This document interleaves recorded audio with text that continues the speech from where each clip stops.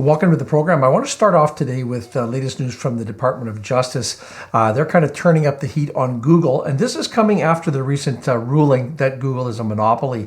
And as filing yesterday, they actually have suggested that there's a whole range of fixes that they might implement for Google's search engine business. And this is up to and including a possible breakup.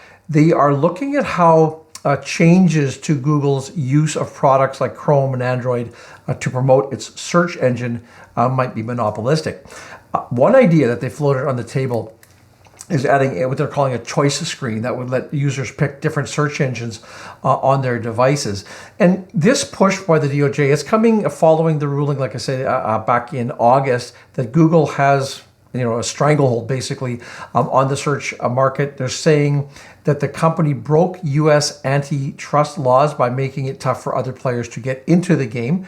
Right now, Google controls around 90% of the search market. The DOJ says in its filing that it suggests remedies that would, quote, end Google's control of distribution today and ensure that Google cannot control the distribution of tomorrow. Now, logically here, Google's fighting back. Their spokesperson, Vice President of Regulatory Affairs, Leanne Mulholland, she called the DOJ's suggestions radical, said that breaking up products like Chrome or Android would just simply break them. She also warned that the DOJ's idea could hurt consumers and stifle competition. She says, this case is about a set of search distribution contracts. Rather than focus on that, the government seems to be pursuing a sweeping agenda that will impact numerous industries and products with significant unintended consequences for consumers, businesses, and American competitiveness. Understandably, Google is planning to appeal the ruling. Company president Kent Walker, he pointed out that even the judge acknowledged the quality of their search engine. So I think that while the prospect of a full-blown breakup is probably unlikely, there are a lot of experts that are saying the court might make Google get rid of some of its exclusive deals. For example, the one that they have with Apple, to try and make it easier for users to try and search, to try other search engines. Judge Amit Mehta, he will be tasked with figuring out what happens by August of 2025. But with the Google appeal, in the works here, that could drag on for quite a while. Both Rio Tinto and Canadian Natural Resources, CNQ, they made some pretty big moves here. Each of them has announced multi-billion-dollar deals this week. First off, Rio Tinto, it's set to buy U.S.-based Arcadium Lithium. The price tag there is $6.7 billion, and that's 90% over the price of the latest stock price that company traded at. Meanwhile, we have CNQ picking up Chevron's 20% stake in the Athabasca oil sands and the Duvernay shale in Alberta. Price tag there, $6.5 billion, and that will bump its ownership in Athabasca from 70% to 90%. Now, Rio Tinto CEO Jacob Stockholm, he said that the purchase is a significant step forward in Rio Tinto's long-term strategy, creating a world-class lithium business alongside our leading aluminum and copper operations to supply materials needed for the energy transition.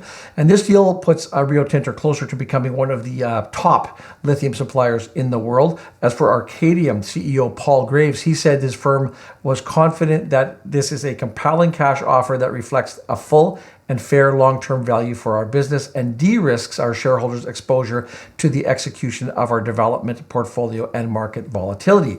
Now, over at CNQ, the deal with Chevron will give the company a big boost in production. It will add about 62,500 barrels of synthetic crude a day. President Scott Stouth, he says that they'll be able to use the equipment more efficiently between the two sites thanks to the location of the Athabasca and Horizon mines. These deals both, they are big news for these companies. They're both trying to solidify their positions in the world's key markets. Rio Tinto is betting on lithium to power the future, and CNQ, of course, is locking in its oil sands dominance. I think we're seeing a fixed income opportunity with the rate cuts that we're seeing right now. The U.S. Fed just cut interest rates by 50 points back in September. As these short-term rates decline, investors are moving some cash products into equities and covered call ETFs for higher income.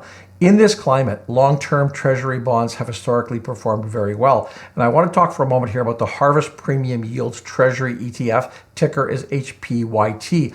And this fund offers access to long-term U.S. Treasury bonds with an enhanced yield through Harvest's trusted active covered call strategy. HPYT is the largest yielding covered call fixed income ETF in Canada. Canada has a 16.1% yield that's annualized as of September 30th, 2024. The fund has paid out a monthly distribution of 15 cents per unit since its inception. That works out to $1.80 total distributions over that period. Now, HPYT is also the largest covered call fixed income ETF in Canada, has over $500 million in asset under management. That's as of September 30th, 2024. So like I say, the interest rates are expected to come down. This is a fund that you should have a look at. You can learn more by visiting harvestetfs.com. I'll put a link in the description of this video. Also, have you heard of Addy? This is an app that enables Canadians to invest in institutional grade commercial real estate for as little as $1. And HGTV star Scott McGillivray, he recently launched his latest project on the Addy platform. You can sign up at addyinvest.ca, use the referral code BEAVIS100, you get a free Addy One membership, and you can see all of the past properties as well as the ones that are currently available. Diversify your portfolio by adding this institutional grade commercial real estate. I will put a link in the description of this video. It looks like Boeing's efforts to solve this month-long strike now has hit a bit of a wall with the International Association of Machinists and Aerospace Workers, IAM. The talks there have collapsed and the company has withdrawn its latest contract offer. The union has accused Boeing of refusing to negotiate fairly, while Boeing says that IAM's demands were far in excess of what it could accept and still remain competitive. So the strike began back on September the 13th. It has cost Boeing an estimated $100 million a day in lost revenue. It has also halted production at its primary manufacturing hub. There is no resolution in sight right now.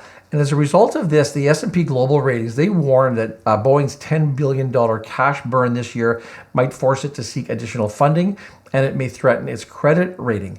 Boeing had initially offered a 25% wage increase for 4 years. The union members rejected that, though. This led to the strike. Now, a follow-up offer included a 30% wage hike and reinstated bonuses, but Boeing's attempt to bypass union leaders and present the deal directly, that backfired on them, and this has only worked to resolve or to strengthen the resolve of the IAM members.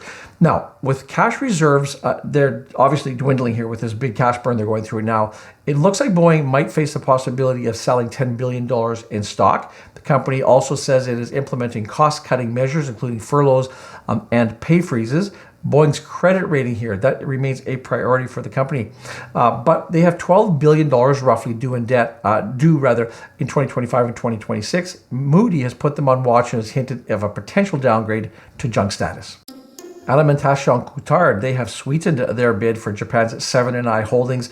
They're raising the bid by 22% to about $47 billion, and this comes after a $38.5 billion offer, which 7 & I had rejected, and they're saying that it undervalues the company.